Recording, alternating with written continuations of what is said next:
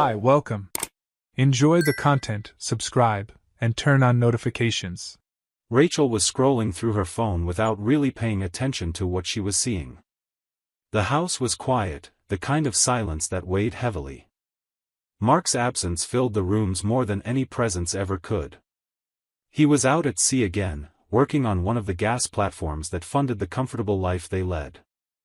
It had been a routine for years: airport goodbyes, short messages in daily life, promises of return that seemed increasingly distant from the emotional truth between them. Love, once light, was now made of obligations and absences. Rachel had gotten used to dealing with long days and nights without a voice. At first, she occupied her mind with books, TV shows, social media. But over time, the distractions lost their effect. She met Tyler during a trip to the gym. He had an easy smile, a carefree confidence, and no curiosity beyond the present moment. The type of man who spoke little and observed a lot. They started talking after a workout, exchanged messages, and before she realized it, she was waiting for him every Thursday like someone waiting for a relief for the soul. Tyler didn't ask about Mark. Nor did she talk about it. That was another life. Parallel. Without emotional involvement. A silent agreement of desire and escape. Rachel didn't love him. She would never consider leaving her husband. But there was something about that relationship that made her feel alive. During the meetings, she wore new lingerie, the kind she bought secretly and kept in a bag at the back of the closet, far from Mark's eyes. That wasn't about passion. It was about feeling that she still existed. She had always been meticulous. She chose strategic times, made sure to delete conversations, cleaned up traces with more attention than she used to take care of her own life. She avoided using perfume, washed her hair before Mark came back. In her head, everything was under control. Mark would never suspect. He trusted her, always had. And it was exactly because of this that she carried a weight she pretended not to feel. During the video calls, she faked interest, asked about the sea, about his co-workers, about the dangers of the operation. While he smiled on the other side of the screen, tired but relieved to see her, she disguised her guilt in rehearsed expressions. It was like living in two worlds, the marriage she still wanted to maintain and the impulse she couldn't suffocate. Rachel knew that loneliness wasn't a sufficient excuse, but it was the explanation she found when she looked at herself in the mirror. She felt empty. Tired of waiting. Of hearing the same "I'm almost coming back" over and over. Birthdays passed, important dates were ignored due to routine and distance. Mark was good, hardworking, honest. But it was as if he had forgotten that she also existed. That she needed to be seen, touched, desired. This eroded her in silence, without scandals, without shouts, without real escapes. Just the routine of always. The coffee in his mug, the affectionate messages by obligation, the solitary dinners watching shows he hated. Meanwhile, Tyler appeared as a break. An interval between guilt and indifference. Even though she felt emotionally disconnected from Tyler, Rachel clung to the temporary sense of importance. Those moments made her forget that in her home, there was a man who gave up everything for her, but who also no longer knew who she was. Mark was never violent, never insulted her, never treated her disrespectfully. But his constant and emotional absence was a kind of abandonment that hurt differently. The relationship remained standing on appearance, memory, convenience. Rachel didn't dare imagine what would happen if the truth came out. She believed, in a childish way, that everything would stay the same, that she could control the risks, and that the meetings with Tyler would just be a forgotten detail over time. But not everything could be hidden. And it was by mistake, a simple gesture, that the world began to crack. She forgot an intimate piece drying in the bathroom. One that Mark had never seen. One she had worn with Tyler 2 days before. When Mark arrived for an unexpected visit, tired and smiling as if everything was peaceful, that small detail made him stop for a few seconds. He observed, thought, and said nothing. Rachel noticed the quick look, but didn't react. She believed he would forget. Maybe he hadn't even noticed. They continued the night as if nothing had happened, but something was different. Mark stayed more in silence, observed the rooms, analyzed the routine. And, without Rachel knowing, he began to put the pieces together. It was the beginning of the end. And she still thought she had control. Rachel was in the kitchen, distracted by the sound of the kettle, when she heard Mark's voice. The sentence came sharp, without raising his tone, but loaded with intention. "Is there something you want to tell me?" She stopped stirring the sugar. The sound of metal against the cup ceased. Time seemed to freeze inside the house. She tried to keep her expression neutral, but her eyes betrayed a fear that Mark noticed before the answer. He had his arms crossed, leaning against the wall, watching every move she made. He was waiting for a confession. But she hesitated. Rachel asked why he was saying that. She tried to laugh, made a random comment to break the mood, pretended to be surprised, acted calm, as if she had no idea what he was talking about. Mark remained silent for a few seconds and then took his phone out of his pocket. He opened the gallery and handed it to her. The images on the screen were from the neighbor's house in front. He had requested the recordings under the pretext of investigating a possible theft. The neighbor, always helpful, gave them without questioning. In the videos, it was perfectly clear that a man was approaching the garage on different days and times. Tyler. Even though his face wasn't fully visible, the body, the gestures, the posture, everything gave him away. The recordings were organized, with dates and clear cuts. Rachel felt the ground disappear beneath her. Her face paled. She tried to say something, but her throat dried up. Mark didn't ask anything else.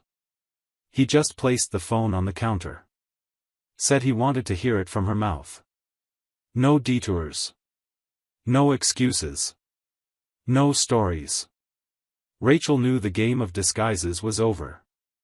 She knew that trying to deny or invent an alternative version would only make things worse. With teary eyes, she began to speak. Her voice was faltering, as if each word required effort. Admitted the involvement with Tyler. Explained it was a sequence of empty encounters, without feelings, motivated by loneliness, absence, neediness. Apologized.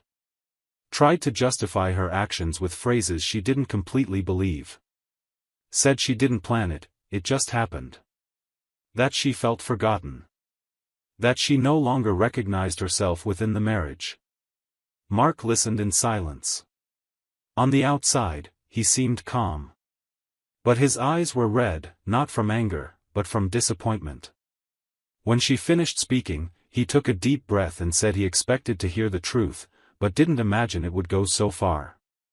That it wasn't about the physical act, but about the broken trust. About the fact of being deceived while doing everything he could to maintain the house, the future, the plans. Said he knew his job kept them apart, that he was aware of the sacrifices they both made, but that he never thought the abandonment would come in that way. She cried. Said she felt empty.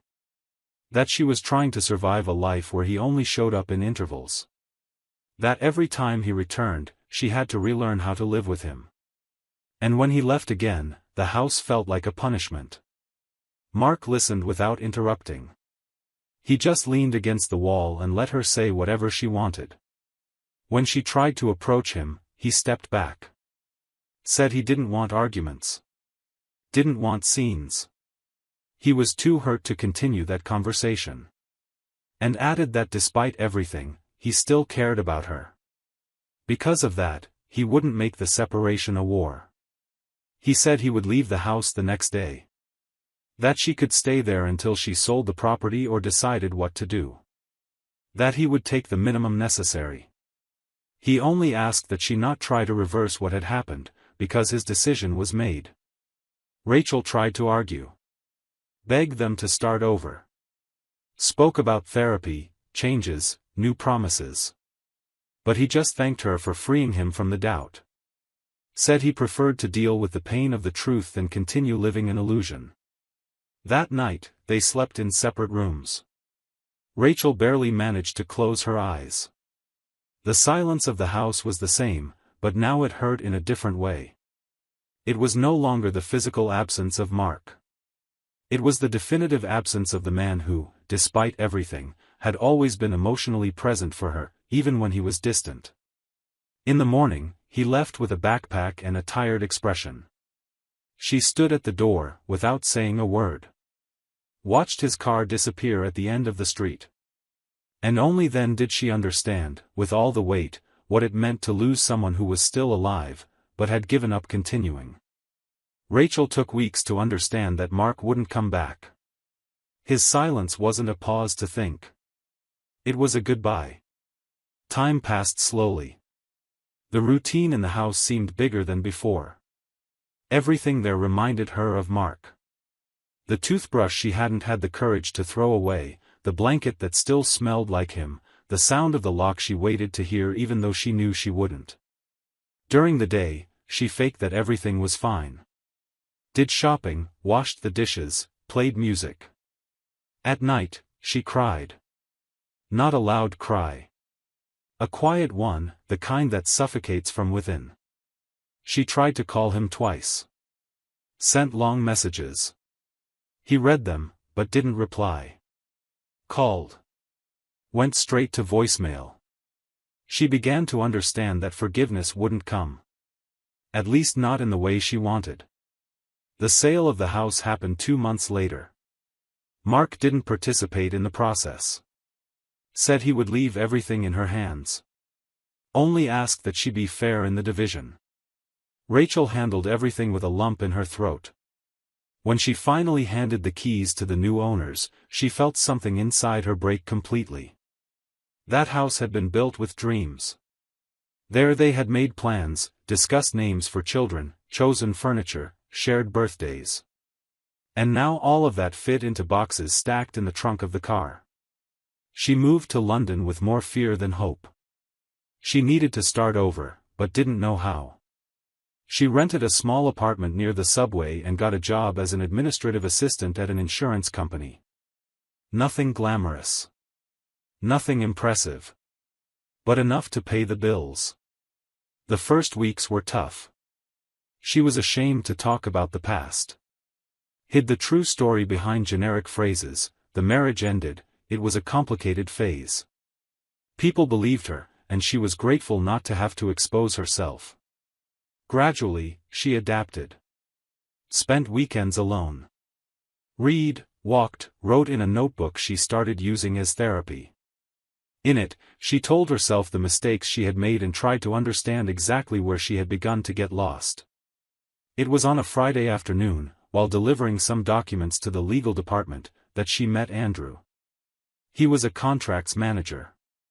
He had a calm demeanor, the kind of person who had already seen the whole world fall apart and still chose to smile. They exchanged greetings, sometimes comments about traffic or the office coffee machine. One day, she forgot her badge at the reception. He offered to get it for her. Their conversations became a bit longer. Nothing much. Just small pauses in the routine. She discovered that he was a widower, father of an 8-year-old boy. Told her he lived alone with his son since his wife died of a sudden aneurysm. Rachel fell silent for a few seconds after hearing that. Andrew, without realizing, stirred something in her. A kind of immediate respect. And at the same time, a hidden guilt. Because he talked about love with such truth that it hurt to listen. The conversations turned into lunches. The lunches turned into weekend outings. Andrew never forced anything. Never pressured. He listened. Paid attention. Cared for the small details. Rachel, who was used to shallow relationships, began to be scared of the depth of that affection. One day, she decided to tell him everything. Sat down with him on the couch and, directly, spoke about Mark, the infidelity, Tyler, the lies, the shame she still carried. Spoke about the pain, the regret, the desire to start over from scratch. When she finished, she expected him to stand up and leave. He stayed. Said everyone makes mistakes. That what matters is what we do with what we learn. And that she didn't need to hide her story to be worthy of a new chapter. That was like a forgiveness she never managed to ask her ex-husband. But now she received from someone who had no obligation to understand. The relationship with Andrew grew organically. Rachel learned to live with his son. Helped with schoolwork, went to school performances, prepared snacks for both of them. And without realizing it, she began to build something new. Not the same as before. But more genuine. Because this time, there were no masks. Everything was out in the open. Her past, his scars. And despite all the risks, they chose to move forward together. Mark rebuilt his own life without making a big deal out of it. After the divorce, he took on an administrative position within the company that had previously only seen him on the platforms. He wanted stability. Spend most of his days with feet on solid ground. He started attending corporate events, internal trainings, meetings with other executives. It was at one of these conferences that he met Samantha. She worked in operational security and already knew him by name. The connection happened naturally. First came the conversations about protocols and accidents avoided. Then, genuine interest. They went out for lunch, discussed ideas to improve conditions for the employees on board. Shared experiences and, gradually, confidences. Mark felt safe with her. It was as if, after so much time at sea, he had found an emotional anchor. The relationship evolved without turbulence. Samantha had a strong temperament, but knew how to listen. Mark, more mature and seasoned, began to value gestures he had previously overlooked.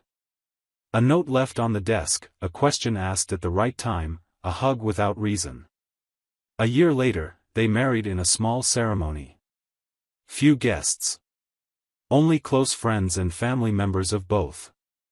When Chloe was born, Mark found himself facing something new. It wasn't just about starting over. It was about continuing a story without the marks of what was left behind. Being a father affected him in a way he couldn't explain. He began to rethink time. Choices. Cycles. He no longer looked for answers in the past. He was satisfied with the present he had built. Rachel stayed firmly in London. Her relationship with Andrew was light but committed. Slowly, she stopped punishing herself. Helped his son with homework, organized weekly dinners, laughed without feeling guilty. It was a simple daily life, but full of meaning. She worked during the day, and on Friday nights, made pancakes with the boy. It was the kind of life she hadn't valued before. Emotional stability, presence, silent respect. Something she once had with Mark but let slip away because she didn't understand its value. And it was on a common morning, at a cafe in the city center, that she saw Mark for the first time in years. He was sitting at the corner table, with a folder on the table and a cup in hand. Wore a new ring. His hair was shorter. His expression, serene. Rachel froze for a few seconds. Andrew had gone to the counter to pay for the drinks. She stood there, watching her ex-husband like someone watching a portrait come to life. Mark also saw her. And with a slight nod, indicated the chair in front of him. She sat down. The initial silence was uncomfortable, but necessary. After a few seconds, they started talking. No demands. No resentments. He told her about Samantha. About Chloe. Showed a photo of his daughter on his phone. Rachel complimented, smiled, asked short questions. In return, she spoke about London, her work, and Andrew. She didn't give details, but Mark understood. And contrary to what she imagined, there was no irony, no anger. Just respect. Before Andrew came back, Mark thanked her for the conversation. Said that despite everything, he wished her well. Rachel fell silent. She watched his face for a few seconds. There was peace there she didn't know. And maybe for that reason, she felt like saying something more, but held back. Mark stood up, said goodbye with a discreet gesture, and left the cafe. Andrew returned with the cups and asked if she was okay. Rachel just smiled. That night, it took her a long time to sleep. Not out of nostalgia, but because she clearly understood that the cycle had ended definitively. That same week, an unexpected message arrived on Rachel's phone. It was from Tyler. Short, direct, almost cold. Asked if she wanted to meet. She stared at the screen for a few seconds.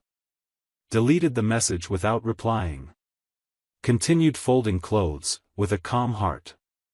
Because now she knew exactly who she was. And she no longer needed to lose herself to feel alive. Thank you for watching the video. If you enjoyed it, don't forget to subscribe to the channel and turn on notifications so you won't miss any updates. See you next time.